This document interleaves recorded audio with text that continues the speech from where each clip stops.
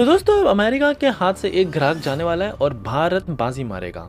दरअसल फिलीपींस जो कि बहुत लंबे टाइम से अमेरिका के हॉक एयर डिफेंस सिस्टम को यूज करते आ रहे थे, रिसेंटली इन्होंने भारत के एयर डिफेंस सिस्टम पर अपनी नजरें गड़ा ली है और ये कह रहे हैं कि हमको भारत का आकाश एयर डिफेंस सिस्टम चाहिए। आखिरकार क्या है ये पूरी बात, मैं आपको आगे इस वीडियो बताऊंगा।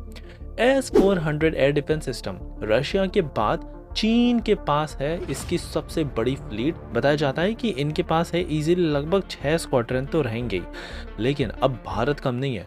हम बनना चाहते हैं दुनिया के second largest operator of S-400 और अब पुतिन जी आए तो negotiations on the table start हो चुकी है। आखिरकार क्या है ये पूरी जानकारी, वो मैं आपको आगे इस वीडियो बताऊंगा। भारत और रशिया के बीच एक और बड़ी डील होने जा रही है मैन पैड्स को लेकर। वैसे तो DRDO ने काफ़ी अच्छा खासा प्रोग्रेस कर लिया है, लेकिन फिर भी हमको सेवरल ईयर्स बन जाएंगे ऐसा एक कमाल का मैनपैड्स बनाने के लिए। लेकिन इस दूरी को पूरा करने के लिए एटलीस्ट रशिया के एडवांस्ड वर्बा मैनपैड्स एक नेक्स्ट लेवल का जहर डालने का ट्राई करेंगे।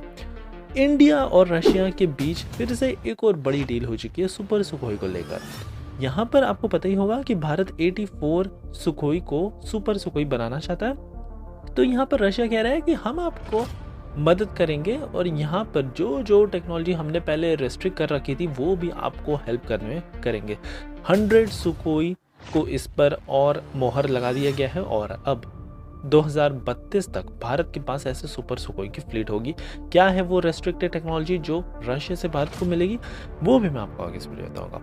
और फाइनली जानेंगे कैसे 5th generation Su-57E fighter jet जो आजकल बहुत ही ज़्यादा पॉपुलर बनता जा रहा है। तो यहाँ पर भारत ने एक चीज़ रशिया से मांग ली है जो कि है अनरेस्ट्रिक्टेड पायलट एक्सेस, जो कि रशिया थोड़ा सा कतरा रहा है। सो काफ़ी इंटरेस्टिंग आज की सीरीज होगी, क्विक होगी, इसलिए प्लीज़ आप एंड तक देखिएगा।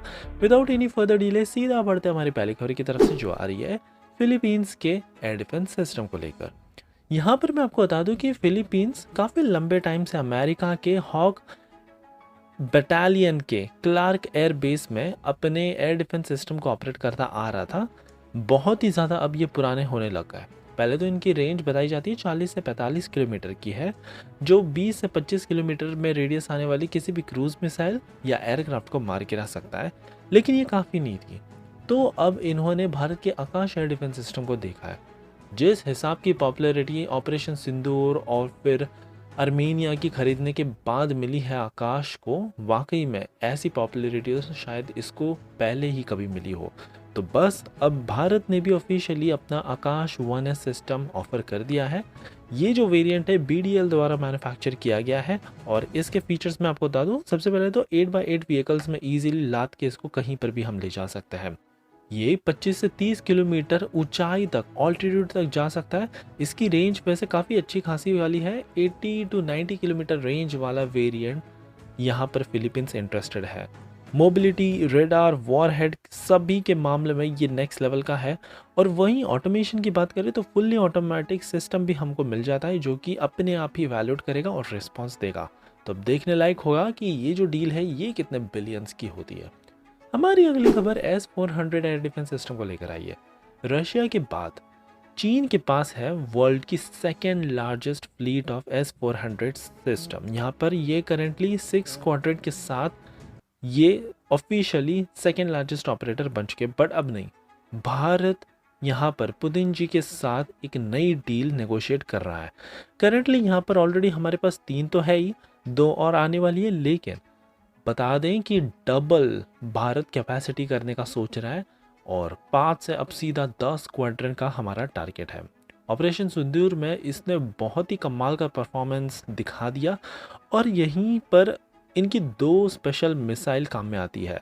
यहाँ पर मैं आपको बता दूँ इनकी ये जो 2 स्पेशल मिसाइल है 40N6E और 48N6 वेरिएंट इतने ज़्यादा घातक है कि स्टेल्थी एयरक्राफ्ट को भी ये ढूंढ कर मार गिरा सकती है। बैलिस्टिक मिसाइल को भी ये बिल्कुल नहीं छोड़ती है।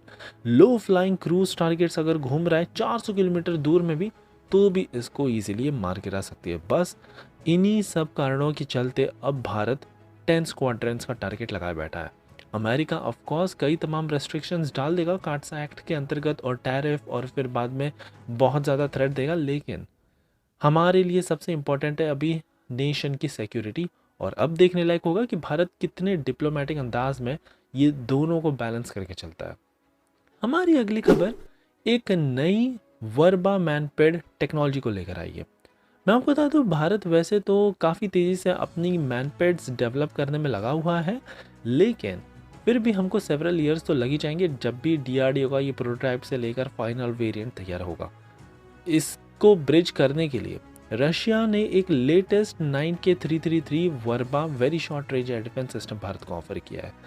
बताया जा रहा है कि इसमें नई ट्रिपल चैनल ऑप्टिकल सीकर इन्होंने डाला है, जो कि अल्ट्रा वायलेट, नियर इंफ्रारेड और मिड इंफ्रारेड टेक्नोलॉजी पर काम करती है। 650 किलोमीटर की इसकी दूर है और बस हमारे सैनिक इसको कंधे पर लाद कर लगभग 4.5 किलोमीटर ऊंचाई तक इसको इजीली फेंक सकते हैं। वहीं टारगेट की बात करें तो ये काफ़ी हद तक फाइटर जेट्स और हेलीकॉप्टर्स को भी अपना शिकार बना सकती है। बस इतनी सारी खूबियों के चलते अब देखने लायक होगा कि ये भी कैसे डील भारत करता है। हमारी अगली खबर सुपर सुखोई को लेकर आई है। आपको पता ही होगा कि भारत 84 सुखोई 30 MKI को सुपर सुखोई बनाना चाहता है। यहाँ पर हम कई तमाम रेडार और बाकी सिस्टम डालेंगे, लेकिन अब रशिया कह रहा है कि ये भी हमारी मदद करेंगे इसको असली सुपर बनाने के लिए। तो बस अब रशिया ने कहा है कि जो स्ट्रक्चरल चेंजेस है वो करने में हम आपको पूरी तरह से मदद करेंगे। इसकी जो वेपन कैरिंग कैपेसिटी है उसमें भी हम मदद करेंगे।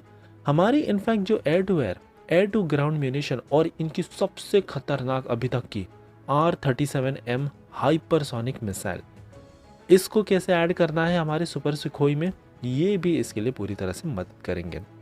मैं आपको बता दूं, एक बार अगर ये मिसाइल लग गई, पाकिस्तान वहीं से कांपना स्टार्ट कर देगा।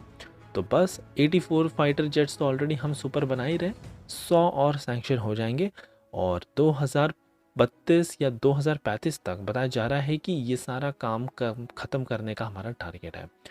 फाइनली हमारी आखिरी खबर 5th जनरेशन फाइटर जेट को लेकर आई है। ये रशिया का Su-57E अभी तक का बड़ा हॉट टॉपिक बनता जा रहा है। दुबई एयर शो में जो ये रशियन कंपनी है यूनाइटेड एयरक्राफ्ट कॉरपोरेशन, इन्होंने जब से दिखाया तब से ये भारत के पीछे पड़े हैं। तो भारत ने भी अब इनको सीधा कह दिया है कि एक काम करो, हमको अनरिस्ट्रिक्टेड पायलट एक्सेस चाहिए।